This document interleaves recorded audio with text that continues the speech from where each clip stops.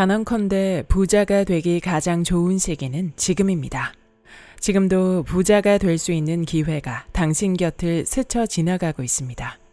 돈이란, 그리고 투자란 아는 만큼 보이기 마련입니다. 여러분의 가능성을 스스로 과소평가하지 마세요. 나도 자본주의 사회에서 부자가 되어서 우뚝 설 수 있다는 믿음, 즉 자본심을 늘 간직하시기를 바랍니다. 안녕하세요. 따뜻한 책 한 잔입니다. 오늘 여러분에게 읽어드릴 책은 자본심, 지은이 김수영, 발행 경이로움, 발행일 2022년 10월 20일입니다. 내 안에 부자 혁명을 일으키려면 나만의 당당한 자본심을 구축하고 투자에 나서라. 자본주의 사회에서는 행복이라는 감정도 어느 정도 돈에 기대도록 설계되어 있습니다. 사람이 행복해지려면 하고 싶은 일을 하는 것도 좋지만 하기 싫은 일을 하지 않는 것도 중요합니다. 오늘도 먹고 살기 위해 소위 지옥철에 몸을 싣는 직장인들은 경제적 자유만 달성할 수 있다면 하기 싫은 일에서 벗어나서 행복해질 수 있습니다. 그러기 위해서는 돈을 버는 것이 중요합니다. 결국 자본주의 사회에서는 자본을 쌓아가려는 마음가짐을 갖추는 것이 부의 길을 걷는 출발점입니다. 이 책의 저자는 21살 때 이미 이런 마음가짐을 갖추고 투자자의 길을 걷기로 결심했습니다. 그리고 그 방법으로 부동산 투자라는 부의 길을 찾아냈습니다. 필수제인 부동산에 큰 돈을 넣고 남은 돈으로 투자하는 사람들과 달리 그 종잣돈을 적극적으로 활용해서 젊은 나이에 경제적 자유를 이룩했습니다. 그리고 자신의 경험을 젊은 세대와 공유해 하루빨리 부의 대역전을 달성하도록 돕고자 이 책을 집필했습니다. 책에서 이야기하는 저자의 설명과 사례를 읽다 보면 어느샌가 자본주의 사회의 구조를 이해하고 여기서 살아남는 것을 넘어서 하루빨리 성공하는 방법을 알게 될 것입니다.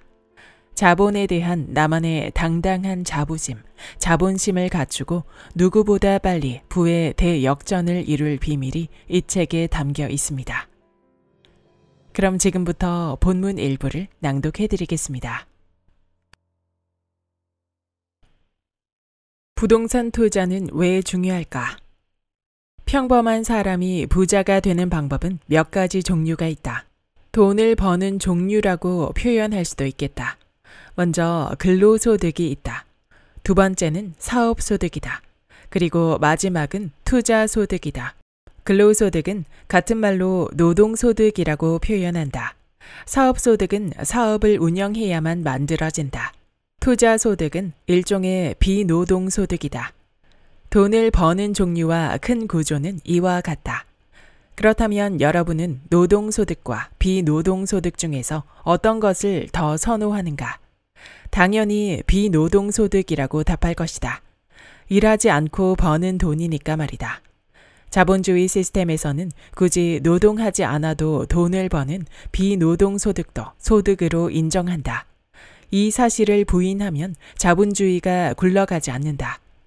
대학교를 졸업하고 직장에 취업하면 근로소득을 얻는다.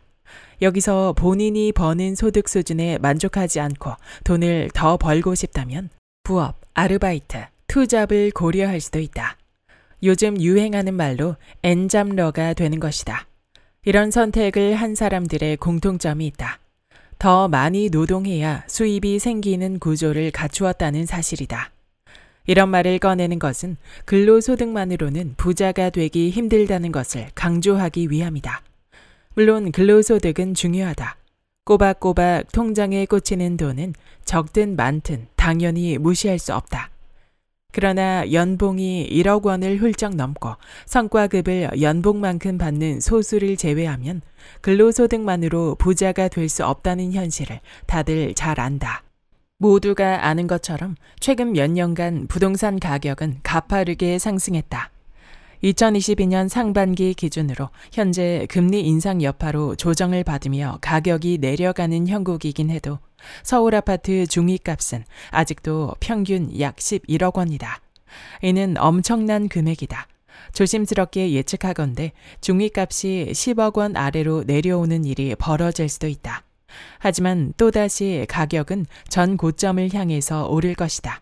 16년간 부동산 시장을 겪어본 경험으로 드리는 말이다. 만약 당신이 월 수입 1,000만 원에서 2,000만 원을 버는 상당한 고액의 연봉자라고 가정해보자.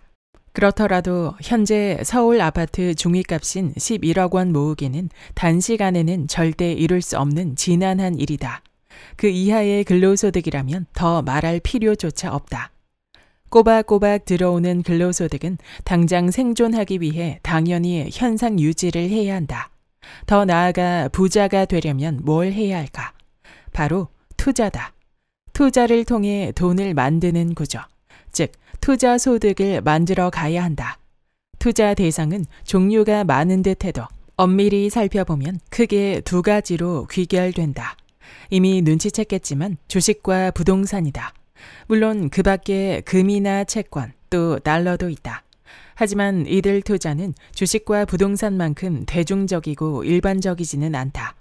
최근 유행으로 떠오른 가상화폐도 젊은 사람들이 선호하는 투자처다.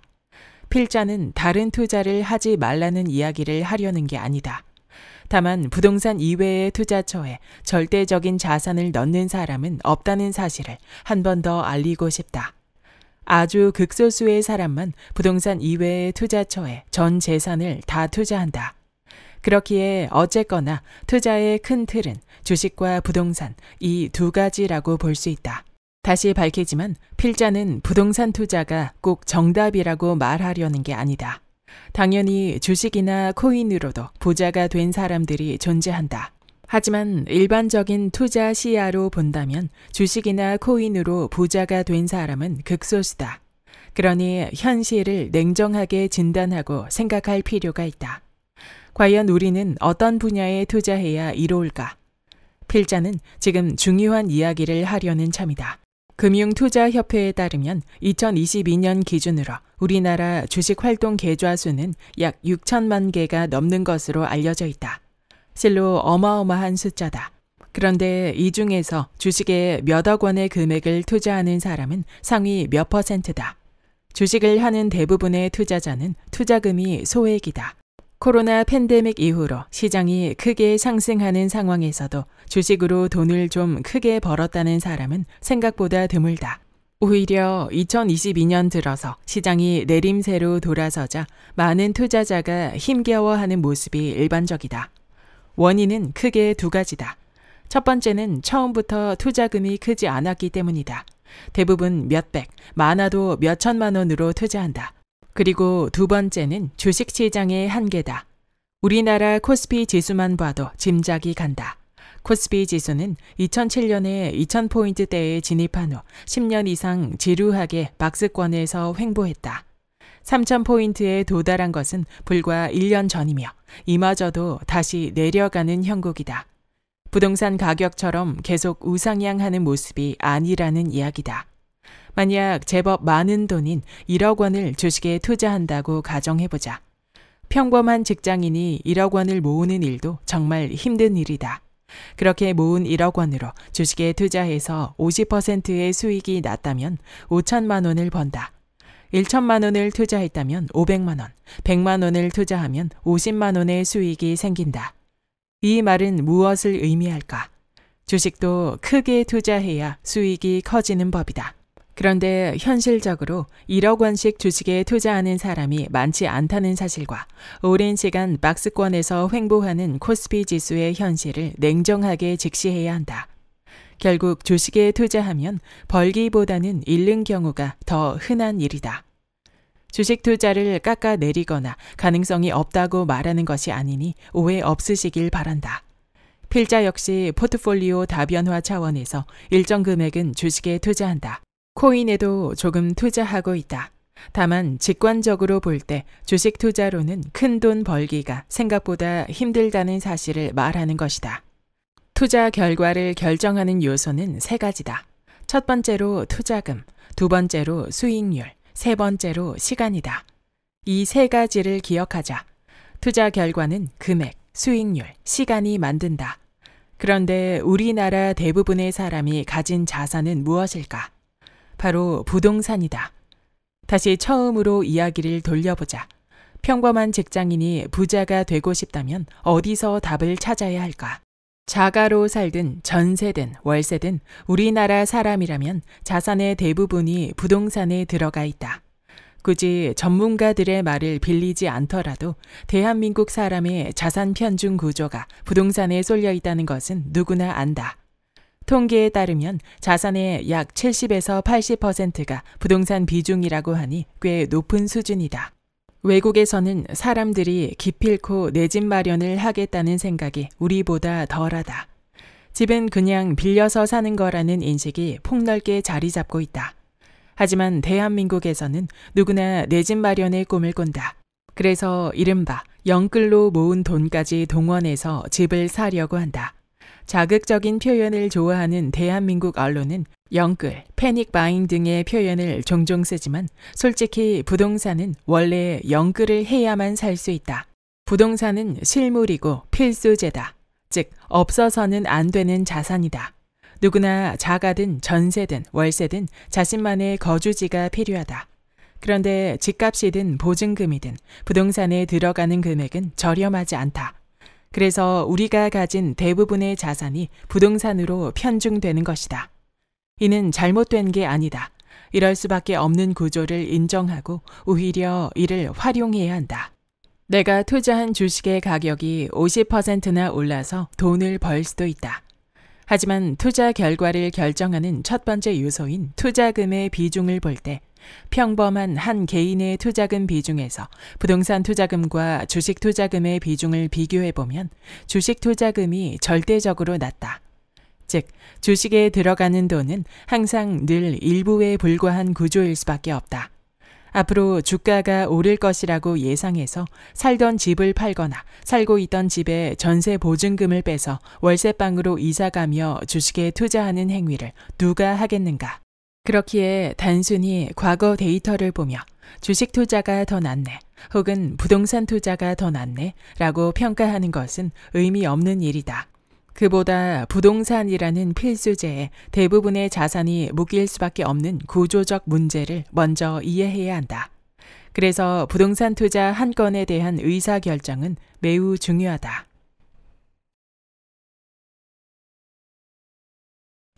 부동산 투자는 사이클을 이해해야 한다.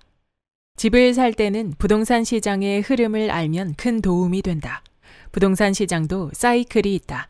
자본주의 시장의 논리에 따라서 부동산 시장도 당연히 흐름이 존재한다. 그래서 부동산에 투자하려면 사이클을 이해해야 한다. 가장 먼저 참고해야 할 사항은 전세가율이다.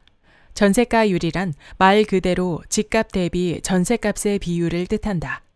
1억 원짜리 집에 7천만 원의 전세가 들어있다면 전세가율은 70%다. 전세가율은 집값의 향방을 알려주는 지표로 많이 참고하는 자료다.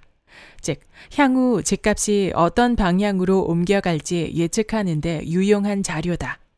전세가율이 높다는 것은 실제로 거주하고 싶은 수요가 높다는 뜻이니 집값이 오르는 신호로 볼 수 있다. 반대로 전세가율이 낮으면 전세 수요가 없어서 집값이 내려간다는 신호다. 만약 집값이 내려가서 매매가 일어나지 않는다면 어떤 일이 벌어질까? 정부는 부동산 시장이 움츠러들면 각종 규제를 풀어서 시장의 활성화를 도모한다. 과거 박근혜 정부 시절에 금융권의 LTV 한도를 최대 70에서 80%까지 완화한 일이 대표적인 사례다. 반대로 부동산 시장이 상승기에 돌입하면 정부는 수많은 지역을 과열지구로 묶어서 매매를 제한하고 LTV, DTI 정책을 보수적으로 바꾼다. 그런데 여기서 필자가 강조하고 싶은 이야기는 따로 있다. 부동산 시장의 상승세나 하락세와는 상관없이 시장의 분위기는 부동산 투자를 하는데 절대적인 고려 요소가 될 수 없다는 점이다. 어차피 집이라는 것은 아무리 가격이 내려간다고 해도 사려면 큰 돈이 필요한 재화다. 절대로 개인의 월급으로 감당할 수 있는 수준이 아니다. 따라서 상승이든 하락이든 시장의 가격을 참고는 하되 분위기에 따라서 부동산 투자를 주저하는 일이 있어서는 안 된다. 시장 분위기가 하락장일 때도 이를 역으로 활용해서 경매 등의 매입 방법으로 부동산을 저렴하게 매입할 수 있기 때문이다. 책에서 반복해서 강조하는 이야기다. 말로만 주장하는 것보다 필자의 경험을 소개하는 편이 더 도움이 될 것 같아서 한 가지 이야기를 말하고자 한다. 필자는 2008년 서브프라임 모기지 사태 시절에 적극적으로 부동산 투자를 했다. 미국발 글로벌 금융위기가 우리나라 부동산 시장의 붕괴를 촉발한 시절이었다. 우리나라 역시 전 세계적인 경제 위기의 여파에서 벗어나지 못했다. 그 전까지만 해도 사람들은 집은 반드시 사야 하는 것이라고 생각했지만 전 세계적으로 경제 위기가 발생하고 집값이 하락하는 현실이 눈에 보이자 집은 사는 것이 아니고 거주하는 곳이라고 생각을 바꾸었다. 그러나 과연 이런 생각이 옳았을까? 오히려 필자는 당시의 위기 상황이 자산을 증식하는 데 큰 도움이 되었다. 부동산 시장에서 영원한 하락은 없기 때문이다. 당시에는 많은 사람이 자신의 자산을 지키기 위해서 전세를 선택했지만 투자 시에는 이런 발상의 전환이 큰 수익을 가져다 준다. 한편으로 부동산 시장의 흐름을 이해하는 데 있어서 입주 물량을 파악하는 일도 매우 중요하다. 어떤 지역에 향후 2, 3년간 입주할 물량이 많다면 집값이 안정세를 보이거나 떨어질 수 있다. 그래서 비록 현재 전세가율이 높아서 수요가 많은 지역이라 해도 지역의 향후 입주 물량이 얼마나 될지는 반드시 실제로 살펴봐야 한다. 부동산 시장 역시 수요와 공급의 법칙에 따라 움직이는 시장의 논리에서 예외일 수 없다. 즉, 공급이 많으면 가격이 내려가고 공급이 적으면 가격이 오른다. 입주 물량 정보는 부동산 지인 사이트에서 확인할 수 있다. 다음의 그림은 2022년 7월에 조정 대상 지역에서 풀린 대구광역시 남구의 아파트 수요 및 입주량을 나타낸 자료다. 이 자료에서 우리가 파악할 수 있는 정보는 여러 가지다. 가장 눈에 띄는 부분은 2022년과 2024년의 입주량이다. 수요보다 몇 배 이상 많은 입주량이 진행 중이거나 계획되어 있다. 2018년에서 2021년은 입주량이 수요보다 조금 모자란 모습인데 이는 공급 대비 수요가 많다는 의미다. 이를 통해서 해당 기간에 집값이 올랐을 거라고 짐작할 수 있다. 실제로 남구뿐만 아니라 대구광역시 전 지역에서는 2018년부터 2020년까지 집값이 꾸준히 올랐고 이후 심각한 조정을 받고 있다. 과다하게 쏟아지는 공급 물량을 견뎌내기가 쉽지 않은 것이다. 그러나 하락 뒤에는 분명히 상승이 다시 온다. 지금은 매우 힘든 시기를 보내고 있는 대구 부동산 시장이지만 앞으로는 반드시 좋은 투자 기회가 다시 올 것이다. 이처럼 부동산에 투자할 때는 데이터를 통해서 전반적인 시장의 분위기와 흐름을 읽을 줄 알아야 한다. 그렇게 조금씩 투자 시야를 넓혀가며 종합적인 투자 판단을 내려야 한다. 앞에서 설명한 대로 전세가율의 이해와 입주 물량을 확인하는 일, 그리고 규제 지역에서 비규제 지역으로 풀리는 지역의 정보 등을 하나로 모아서 투자 시에 적극적으로 활용해야 한다. 또 다른 그래프를 더 살펴보고자 한다. 매매가와 전세가가 서로 얼마나 밀접하게 맞닿는지를 확인하는 자료다. 법례대로 그래프 안에서 위에 있는 선이 매매가, 아래에 있는 선이 전세가다. 이 둘은 붙었다 떨어지기를 반복하는데 이것이 바로 갭이다. 갭이 줄어들면 에너지가 쌓이는 것으로 이해하면 된다. 이 그래프에는 한 가지 원칙이 있다. 전세가는 절대로 매매가를 뛰어넘을 수 없다는 점이다. 실제로 이 그래프에서처럼 전세가가 매매가에 다가가면 결국 매매가가 더 위로 올라가는 모습이 반복되었다. 그런데 무주택자들은 매매가와 전세가가 맞닿으면 주로 관망세를 취하며 매매보다 전세로 사는 것을 유지한다. 하지만 전세가가 매매가 아래로 내려오는 일은 지금까지 없었다. 정리하자면 갭이 줄어들 때는 에너지가 쌓이는 것이고 매매가는 이내 더 위로 올라간다. 이때 관망만 했다면 더 높이 올라간 매매가를 보며 허탈해할 수밖에 없다. 이 또한 부동산 시장에서 늘 반복된 흐름이다. 그러니 다음의 두 가지를 기억하자. 1. 매매가와 전세가의 갭이 줄어들면 집을 살 시기다. 2. 매매가와 전세가의 갭이 늘어나면 집을 팔 시기다. 부동산에 투자할 때는 지금까지 소개한 자료들을 종합적으로 살피고 취합해서 투자자로서 올바른 판단을 내릴 줄 알아야 한다.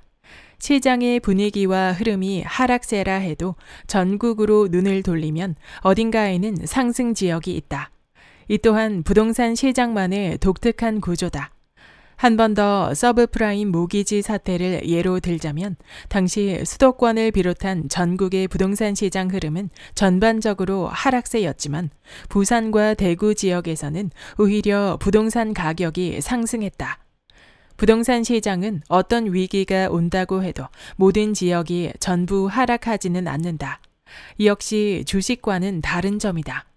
부동산 시장에서는 전체 시장의 흐름과 상관없이 집이 부족한 지역이라면 해당 지역의 집값은 반드시 오른다.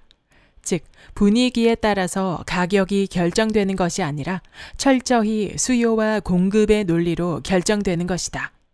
투자자라면 이런 점을 예의주시해야 한다. 어떤 시기든지 저평가된 지역은 늘 있다. 그걸 찾아내는 것이 부동산 투자의 해안이자 돈을 버는 길이다. 부동산 상승론이나 하락론에 흔들리지 말자.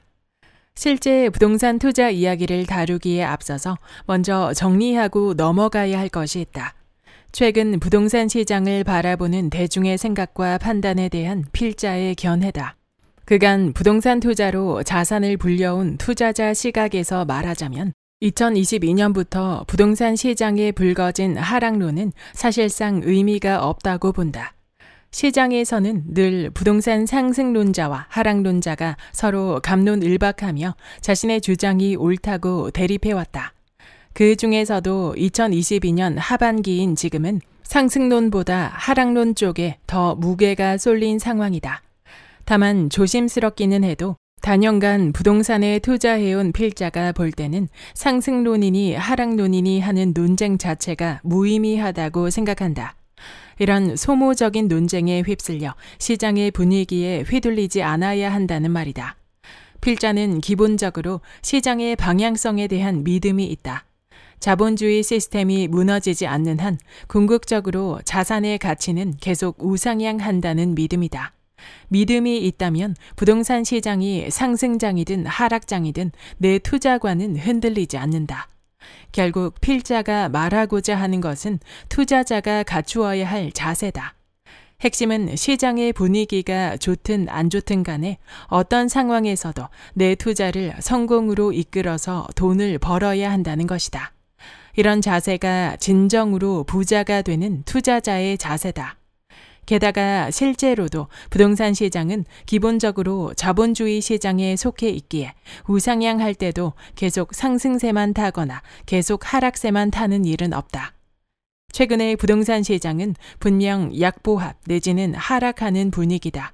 그 이유로는 최근 몇 년 동안 가파르게 오른 집값에 대한 사람들의 부담이 반영되기도 했을 테고 2022년 초부터는 전 세계적 인플레이션, 금리 인상, 우크라이나와 러시아 간 전쟁 이슈가 전 세계 경제에 영향을 미치기도 했다.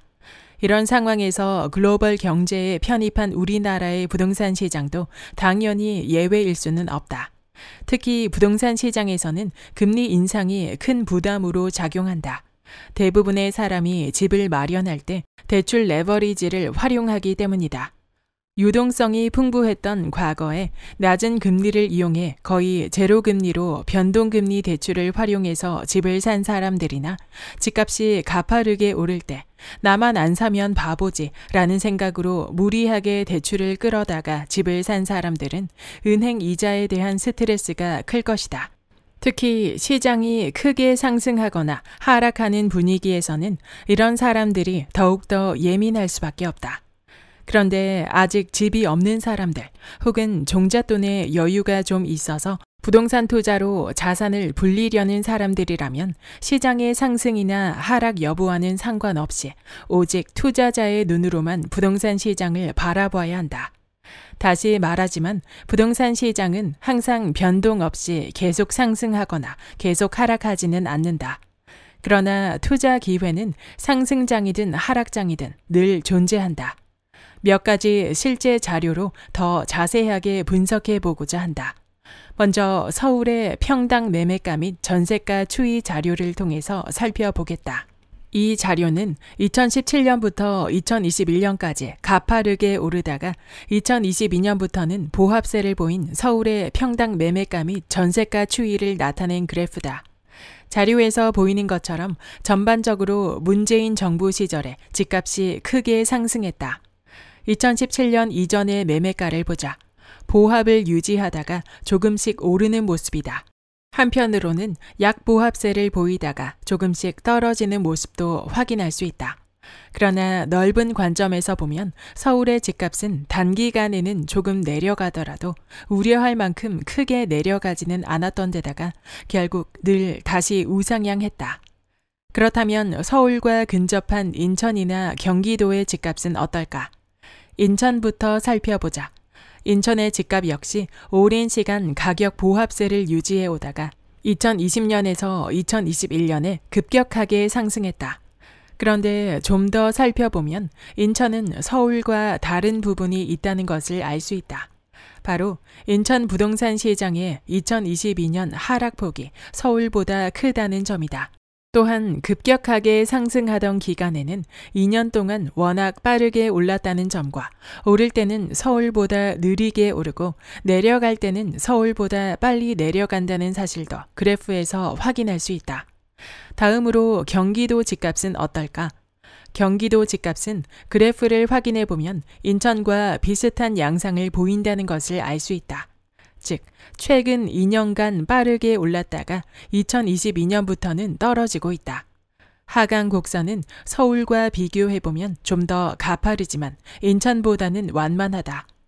이처럼 투자자라면 부동산 시장의 분위기를 뉴스만으로 접하지 말고 정확한 근거를 갖춘 실제 데이터로 직접 확인해야 한다. 책에서는 편의상 부동산 지인에서 제공하는 자료만 소개했지만 아파트 실거래가 정보를 제공하는 아실 사이트의 자료도 함께 모니터링하면 좋다. 다만 자료를 확인할 때는 한 가지 유의할 점이 있다. 해당 자료들은 실시간 반영 시각에 차이가 있어서 정확한 현재 시장 상황은 실제보다 조금 늦게 반영된다는 점이다. 이런 점을 염두에 두고 현재 상황을 고려하면 서울의 가격 보합세도 인천과 경기도까지는 아니더라도 그래프에서 나타난 것보다 조금 더 급격하게 꺾일 가능성이 있다. 이런 부분까지 고려할 줄 아는 투자자라면 더할 나위 없는 투자자의 자세를 갖춘 것이다. 한편으로 현재 서울을 비롯한 수도권 부동산 시장의 분위기는 전체적으로 하락하는 상황이다. 시장의 분위기가 좋을 때는 입지가 좋은 서울부터 가격이 오르고 하락장에서는 확실히 입지가 안 좋은 곳부터 빠르게 내려간다는 점도 참고하기를 바란다. 분명한 점은 현재 부동산 시장의 분위기가 전고점 대비 조금씩 꺾이고 있다는 사실이다. 하지만 계속 말한 것처럼 부동산 시장에서 영원한 하락은 없다. 과거에도 보합 또는 약한 하락의 시기가 있었다. 앞의 그래프들에서 나타난 것처럼 2011년 중반부터 3, 4년 동안의 시기였다. 당시에도 부동산 투자로는 이제 답이 없다는 이야기가 많았다. 그러나 실제 결과가 어땠는지는 역사가 증명한다. 역사는 흔히 쓰이는 표현처럼 미래를 비추는 거울이다. 앞으로 전개될 시장의 분위기가 과거와 완전히 동일하지는 않겠지만 그간의 자료나 흐름을 확인해 보면 사람들의 우려처럼 크게 떨어지지는 않을 것이다. 필자가 부동산 상승론을 무조건 지지하거나 거꾸로 하락론을 깎아내리려는 생각에서 말하는 것이 아니니 오해하지 말기를 바란다. 다만 우리가 전반적인 시장의 흐름을 꿰뚫고 있어야만 상승론이나 하락론 이야기에 휘둘리지 않고 냉정한 눈으로 투자 판단을 내릴 수 있기에 이런 이야기를 하는 것이다. 지금은 대부분의 투자자가 겁을 먹고 움직이지 않는 상황이다. 부동산 시장을 오래 겪어온 고수들은 하락장에서도 기회를 만들고 투자에 나서서 성공한다. 그러나 경험이 부족한 초보 부동산 투자자들이 따라할 일은 아니다. 부동산 투자를 안 해본 사람이라면 하락장에서 집을 사는 것은 어렵다. 그래서 팁을 하나 소개한다. 바로 지속적인 모니터링이다. 기회를 잡는 진짜 투자자라면 시장이 위축된 하락장에서도 꾸준히 모니터링을 해야 한다. 네이버 부동산 사이트에 들어가서 평소 관심을 둔 매물을 꾸준히 지켜보면 적정 매수 타이밍을 찾는 데 큰 도움이 된다. 마지막으로 시장의 전반적인 분위기가 하락세일지라도 어딘가에는 반드시 투자 기회가 있다는 사실을 명심하자. 2022년 부동산 시장 하락장에서도 특정 지역들은 놀랍게도 가격이 올랐다. 대한민국 전체로 눈을 넓히면 좁은 땅 어딘가에는 우리가 투자할 곳이 있다는 증거다. 시장 분위기에 따라서 전국의 모든 부동산 가격이 같은 방향으로 움직이지는 않는다. 부동산 투자로 부자가 되려는 사람들은 시야를 넓히고 통찰력을 키워야 한다. 대한민국 어딘가에는 뉴스와 다르게 움직이는 시장이 존재하기 때문이다. 현재 1주택자라면 어떤 방법을 선택해야 할까? 현재 1주택자가 자산을 늘리기 위해서 바라는 것은 무엇일까? 당연히 내가 산 집의 가격이 오르기만을 바랄 것이다. 심지어 내 집값은 계속 오르고 다른 곳의 집값은 모두 내려갔으면 좋겠다라고 생각할 수도 있다. 누구나 내 집값이 오르기를 바란다. 다만 집값은 상대적인 측면이 강하기에 좀 더 세히 말하자면 만약 내 집이 마포에 있다면 마포 지역의 집값만 오르고 나머지 지역은 떨어지기를 바랄 것이다. 하지만 이는 현실에서는 절대 일어날 수 없는 꿈 같은 일이다. 다시 본론으로 돌아가 보자. 그렇다면 현재 1주택자가 자산을 늘리기 위해서 취할 수 있는 방법은 무엇일까? 1주택자의 다음 계획이나 행보는 대략 다음과 같다. 첫 번째로 집을 한 채 더 사는 것이다. 즉, 추가 매입으로 2주택자가 되는 것이다. 두 번째로 2주택자가 될 게 아니라면 다른 집으로 갈아타는 것을 고민할 것이다. 여기서 갈아탄다는 이야기는 결국 내릴 생각이 없다는 말이다. 즉, 갈아탄다라는 표현에는 내 투자를 중단한다라는 전제가 없다. 마지막으로 1주택자가 내릴 수 있는 나머지 의사결정은 집을 팔고 다시 무주택자가 되는 것이다. 필자는 세 가지 선택지 중에서 무주택자로 다시 돌아가는 것은 절대로 권하지 않는다. 해당 선택은 세 선택지 중에서도 가장 하수가 하는 선택이다.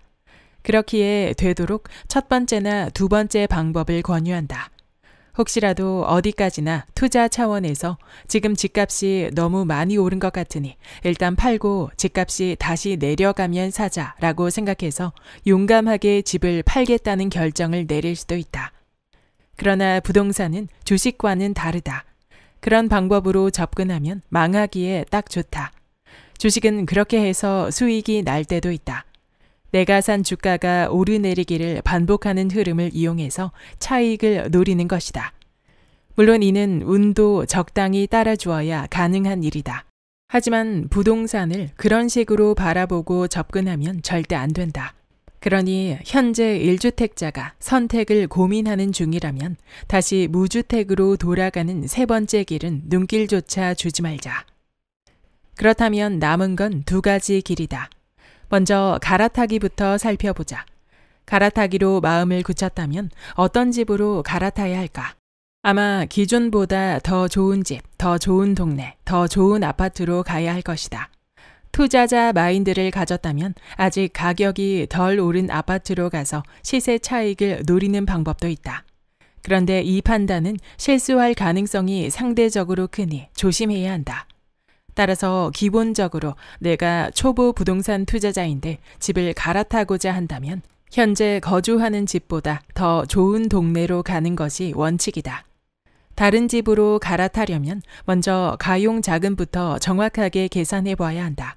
예컨대 현재 내 집의 가격이 7억 원이고 내가 갈아타려는 집 가격이 12억 원이라면 단순하게 계산해 봐도 5억 원이 더 필요하다. 이 경우 그동안 내가 모은 예금과 LTV로 얼마나 마련할 수 있는지 계산해서 가능하다고 판단하면 갈아타면 된다. 이 과정에서 거주와 투자의 분리라는 옵션도 생각해 볼 수 있다. 전세를 끼고 더 좋은 아파트를 매수한 후 다른 곳에서 일시적으로 반전세와 같은 형태로 거주하는 것이다. 그리고 2년 후에 대출이 좀 더 완화되면 대출을 일으켜서 임차인의 전세금을 내주고 본인이 그 집에 직접 들어가서 사는 것이다. 투자금이 부족하다면 이렇게 해보는 것도 좋은 방법이다. 그러나 투자자 마인드를 갖추고 부자가 되고자 한다면 더 좋은 집으로 갈아타는 1주택자보다는 2주택자가 되기를 권한다. 1주택자에서 벗어나 2주택자의 길로 가야 경제적 자유를 누리는 초석을 만들 수 있다. 단도직입적으로 말해서 1주택 갈아타기로는 강남의 좋은 집까지 도달하기가 정말 어렵다.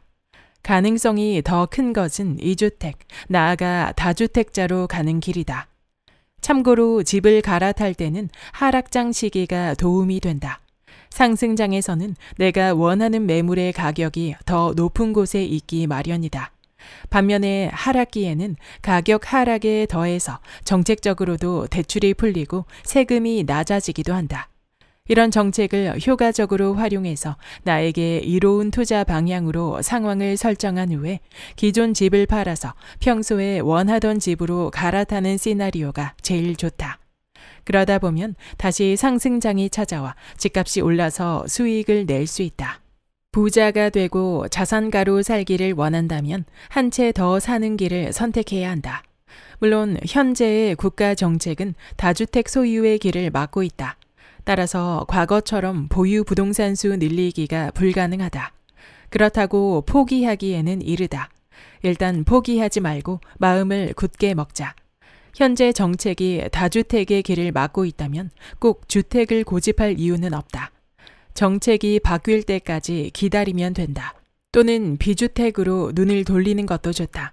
부동산은 크게 주택과 비주택으로 나뉘는데 여기서 비주택은 집을 제외한 상가, 건물, 땅 등을 말한다. 혹시 부루마블이라는 게임을 아시는가? 필자는 부동산 투자를 이야기할 때 종종 이 게임에 비유해서 설명한다. 부루마블은 각 게이머가 주사위를 던져서 나온 숫자만큼 한 칸씩 이동하며 땅을 사고 그 위에 건물을 짓는 것을 원칙으로 한다. 그리고 상대 게이머가 내 땅에 멈추면 체류비를 받는 게임이다. 자본주의 시스템을 축약한 게임이다. 게임에서 더 큰 돈을 벌고 승자가 되려면 내가 사들인 지역이 싼 지역이든 비싼 지역이든 땅값에 상관없이 그 위에 건물을 지어서 상대 게이머가 내 땅에 머물 때 사용료를 받아야 한다. 현실도 마찬가지다. 결국 자산의 증식은 단번에 이루어지는 일이 아니라 하나씩 늘려가는 과정에서 이루어진다. 똑똑한 갈아타기는 자산을 증식하는 방법이지만 다주택자가 되는 것에 비해서는 소극적인 투자 방법이다. 그래도 현재 가진 것보다 좋은 매물로 일단 한 번 정도 갈아타는 것은 좋다. 그렇게 한 번 정도 적절히 갈아타는데 성공했다면 다음부터는 다주택자의 길로 가야 한다. 저축으로는 절대 답을 찾을 수 없다. 다주택자의 길이야말로 자본주의 사회에서 진정으로 부자가 되는 방법이다.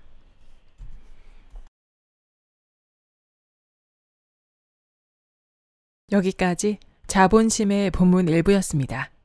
이 책의 저자 김수영님은 투자 경력 16년의 부동산 투자자이며 유튜브 채널 김부투TV를 운영하며 특히 젊은 투자자들에게 아낌없는 조언과 경험을 나누고 있습니다. 대학생 시절 그냥 열심히 일만 해서는 부자가 될 수 없다는 사실을 깨닫고 종잣돈을 모으고 투자 서적을 독파하며 21살 때 소형 오피스텔 투자로 첫 투자를 시작했습니다. 소액으로 시작했던 부동산 투자는 긴 기간 동안 종목, 지역, 매입 방법을 가리지 않고 진화했으며 탄탄한 부동산 자산가가 되었습니다. 저자는 머릿말에서 부자가 되는 길은 크게 3단계로 나눌 수 있다고 말합니다. 첫째, 최대한 이른 시기에 얻는 돈에 대한 깨달음. 둘째, 제대로 끈기 있게 하는 공부. 셋째, 믿음과 용기를 바탕으로 한 실행입니다. 최대한 이른 시기에 돈에 대해 깨달아야 한다고 강조하는 만큼 이 책은 투자를 시작하는 초보 투자자, 아직 돈 공부를 한 적 없는 젊은 세대들에게 전하는 메시지가 많았습니다. 우리나라 사람들의 자산은 7~80%가 부동산에 편중되어 있다. 자가이든 전세를 살든 누구나 집에 살아야 한다. 부동산은 필수제다. 그렇기 때문에 부동산에 투자해야 한다. 주식을 하는 사람은 많지만 대부분이 소액으로 투자를 하고 있기에 수익이 나도 크지가 않다. 부동산은 개인의 투자금 비중이 높은 종목이기 때문에 부동산에 투자해야 한다. 저자는 부자가 되기 위해서는 꼭 투자를 해야 하며 그 중에서도 부동산에 투자해야 하는 이유를 여러 장에 걸쳐 강조하고 있습니다. 또한 부동산 투자로 부자가 되고 싶다면 다주택 포지션을 가지고 가야 한다는 점 또한 강조하고 있습니다. 부동산 투자를 바라보는 견해는 조금씩 다를 수 있지만 저자는 설득력 있는 문장으로 부동산 투자자의 마인드를 꼬집어주고 있습니다. 이 책은 급격한 금리 인상 여파로 자산 시장이 매우 힘들었던 시기인 22년 말에 출간되었는데요. 투자자들이 힘겨워하던 시기에 하락이나 상승론에 흔들리지 않고 시장을 냉정하고 올바르게 바라보는 시각을 짚어주었던 부분이 인상 깊었습니다. 수많은 경험으로 깊은 공감을 주고 투자자의 마인드를 고취시켜주는 이 책, 여러분에게도 추천합니다. 구독과 좋아요와 댓글은 큰 힘이 됩니다. 다음 영상에서 만나요.